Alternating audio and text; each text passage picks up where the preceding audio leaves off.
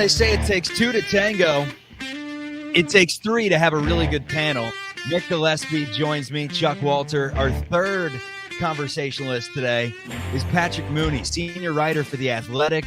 You can follow him on Twitter at PJ_Mooney. That is Mooney. And be sure to follow, subscribe, like, and comment on the Cubs baseball channel. We're giving you content like this nonstop. Patrick, how are we doing today, my man? Very good. Thanks for having me on. All right, let's talk some Jeimer Candelario, who is back on the Chicago Cubs after a short stint with the Washington Nationals, came up through the Cubs organization. And from what you were putting out there on Twitter, it seems like he kind of called his shot to return to this organization. Sort of, yeah. It was kind of funny when the Nationals were in town a couple of weeks ago. I spoke with Davey Martinez, and I saw Jeimer in the Nationals clubhouse and said hi. And I wanted to write a story on the possibility of the Cubs trading for him, but it felt kind of misleading at the time because the Cubs were several games under 500 and sort of like felt like the front office was itching to blow up this team at the deadline. And Jeimer told Juan Cabrera, the Cubs assistant hitting coach, like, hey, keep winning. Maybe I'll come over here if you guys keep competing. And Jeimer said, of course it was in the back of my mind at the time. You never know what can happen. But I think, Mick, you crossed paths with him a long time ago, just known as a great dude in the clubhouse and a really nice player who fits what this roster needs right now. Dude, it's like he grew up, like it's almost like he went to the Tigers and the Nationals, and that was his part of his minor league experience. And look, I'm biased, that I love the Cubs, but now all of a sudden he's back home and he's like a star player. And who would have thought that he's going to come back and just put up the numbers that he has already this season? But it's just fantastic to see him back home. I'm looking at two quotes that you put out. The keep winning because I may get traded here if you're competing. And don't forget about me. I'd love to be a Cub again. Can you kind of explain some of those conversations that you had with Jeimer? The second one was more of a broader quote that I talked to Cubs official Louis Ohawa, who oversees international scouting and has overseen their international operation for a very long time now. And when he crossed paths with these guys who they traded over the years, he kind of gets that. And that quote wasn't attributed just to Jeimer. It was, when he sees Gleyber Torres or Isaac Paredes. Obviously, Eloy is still in Chicago, but it was more of a general feeling on these, particularly these international players that they've used as trade currency over the years, that they had a good experience in the Cubs organization, that their international group has been pretty stable, solid, and consistent for a long time now. And I do think it takes a really long time, as Vic knows, for these guys to develop. But it's interesting connecting the dots of Louis saying, we obviously need the player, but without me even bringing up Miguel Amaya or Christopher Morel, that's where Louis went, saying Jeimer will set a really good example for those guys. And as someone who was born in New York but grew up in the Dominican,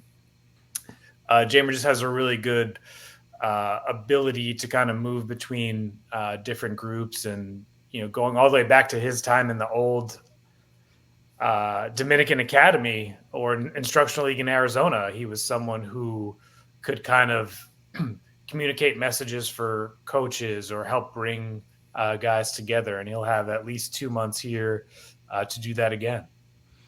Yeah, love Louis. Love Louis. Great guy. Great guy. He's a huge Miami Dolphins fan, so I'm sure he's happy that the Dolphins are actually pretty good. So if you see him, tell him that I know that he's got to be pumped up about those Dolphins. But what a great scout. He's been with the Cubs for a long time. Reminds me, too, make sure you guys check out the MLB Baseball podcast with Tim Wilkin. And Tim told me to tell you, hey, Patrick, by the way, when we did our next show. All right, let me ask you this. Did the Cubs miss an opportunity not selling at the deadline? And the reason I say that is because this was a seller's market. I mean, you talk about some of the premier prospects that were traded, and it took a pretty high price for the Cubs to get the two guys that they got. No, I don't think it was a missed opportunity at all. I think that is why you grow prospects and build them up. I think it's just a big difference between this season and 2021. Like 2021 very much felt like the end of something. That's why I think everyone was extremely distracted and emotional, basically by the All-Star break.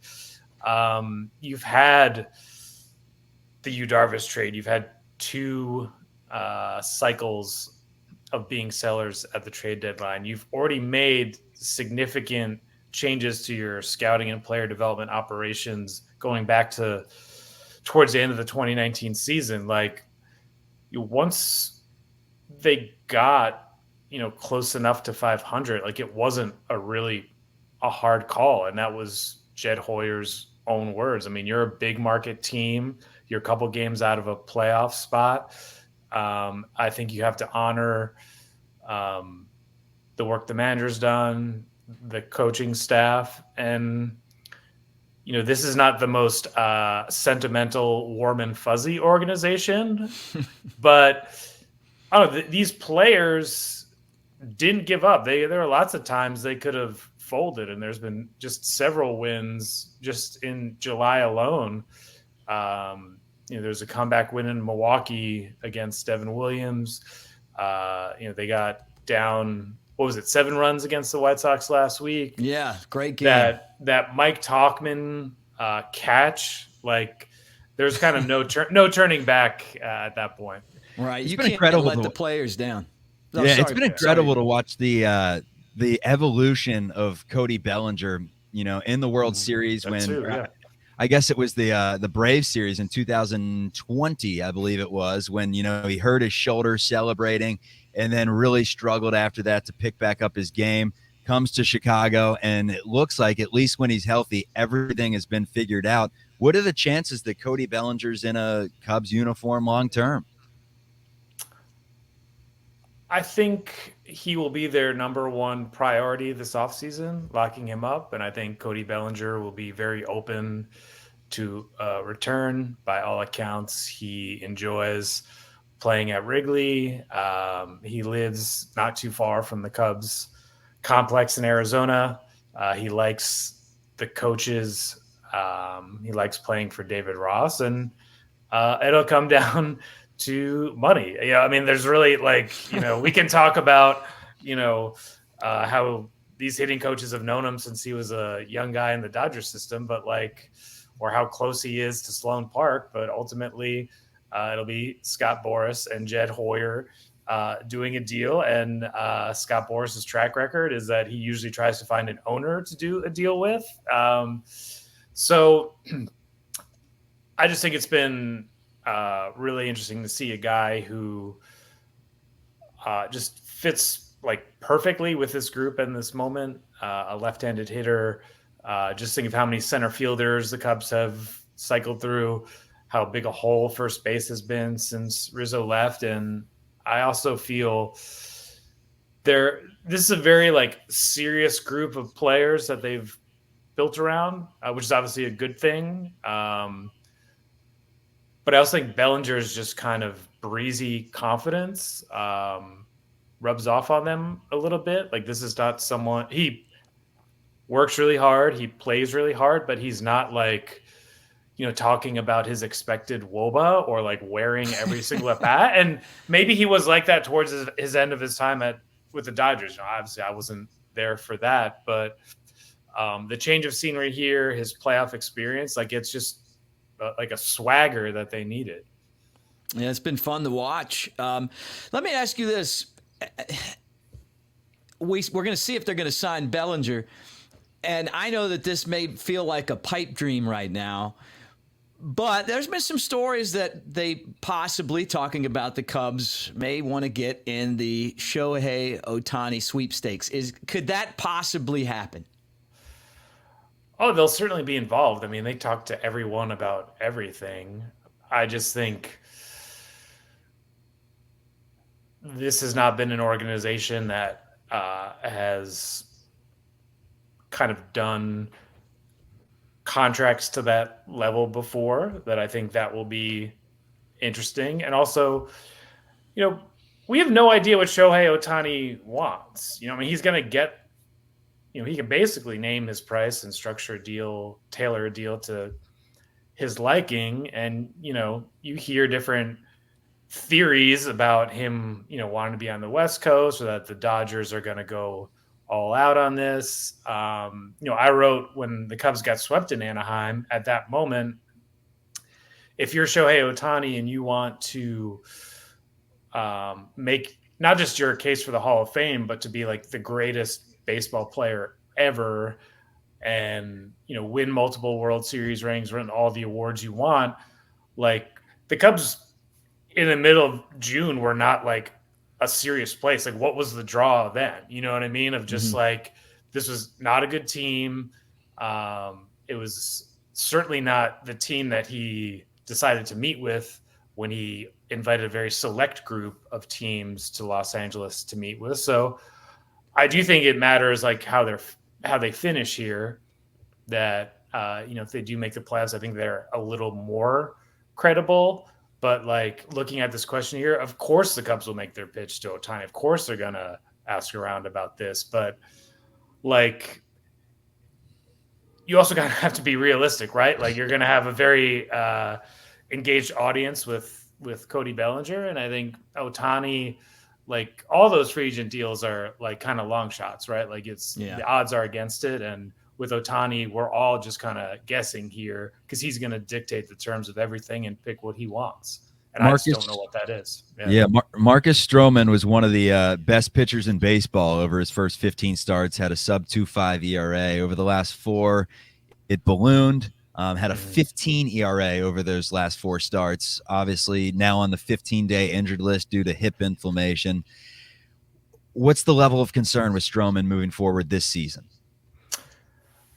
The Cubs were weirdly in a good place with this. I think everyone recognized that it didn't make much sense to keep grinding through this, and that there is a benefit both mentally and physically to kind of slowing it down here and working on some mechanical things that the Cubs never give precise timelines about injuries or things like that. And everyone is saying this is only going to be one start he's going to miss in part because of the off days. So, they don't need him to necessarily be the Cy Young contender he was at the beginning of the season, but he can't be the guy who has I think it's like a 9 ERA in his last 7 starts. Like, he just hasn't been the same guy since the London series.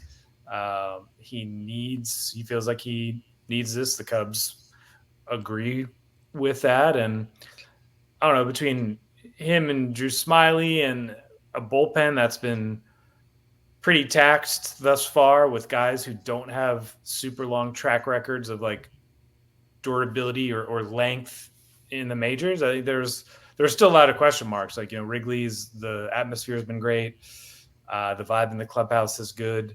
The team's better on paper now than it was a couple of days ago, but there are these question marks on the pitching side that they have to answer, no doubt. All right, last question with Patrick Mooney from The Athletic with Charlie Walter. I'm Mick Gillespie. Before we get there, though, let me ask you guys to do us what I like to call a solid, and that is, if you love the Cubs, subscribe to the Cubs channel.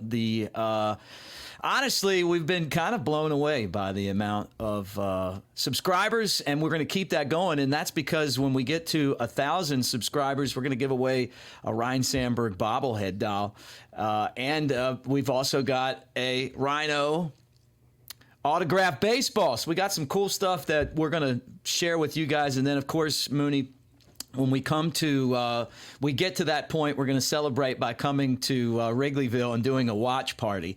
So you've got to come by and hang out with us. Of course. I plan on doing, beers and shots with some of our great friends out there and talking a lot of Cubs baseball. And I love Wrigleyville. But all right, let me digress and get back into our conversation here, and ask you one more question.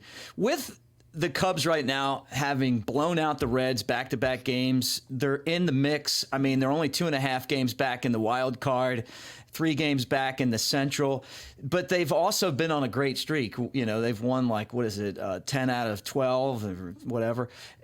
Can they continue this? I mean, is this a playoff team? Well, I would look at their schedule in the last 2 months of the season. There's a lot of non-contenders, teams that had no plans on winning this year, teams that, like the Mets, that have abruptly changed course. Like, there are no 3-city trips, no West Coast trips. So, I mean, if their pitching holds up, I mean, they're not going to score 17 runs, 20 runs a night, but Jamer, like we talked about, lengthens this lineup. You noticed it when Dansby Swanson was out too. I mean, him being out there really solidifies things. And I got to say, watching that guy play every day is a different experience than maybe catching a playoff game or looking at his baseball reference page. Like, he makes a lot of difficult plays look easy. Mm-hmm. Those are run-saving, game-changing type plays, and he does it all the time. And having that as a consistent staple, I think will be huge coming down the stretch. And he, along with several other players, have been big of just keeping this season together and making sure it didn't go off the rails when they were 10 games under 500. Yeah, I have one more clutch. I have one more quick one for you, Patrick. Mick and I have been talking so much about some of the prospects that are in AAA that are looking to be ready sometime soon, the Jordan Wicks, the Ben Browns of the world. If you pay pretty close attention to them, which prospect are you looking at that could potentially help at this year, or is it more of the Cubs are who they are at this point in the season? No, Ben Brown is one of those guys who could be in the relief mix. I believe he just went on the injured list with a lat issue, which is not believed to be super serious. I think you could see him on the radar at some point down the stretch. And with Jordan Wicks, I think he's in a different boat because he's not on the 40-man roster yet. And so I would be shocked if they pushed on that front. All right, that's Patrick Mooney from The Athletic. You can read all his work on The Athletic. You can also follow him on Twitter, PJ_Mooney. Appreciate you for joining us today, man. Anytime, guys. Great talking with you.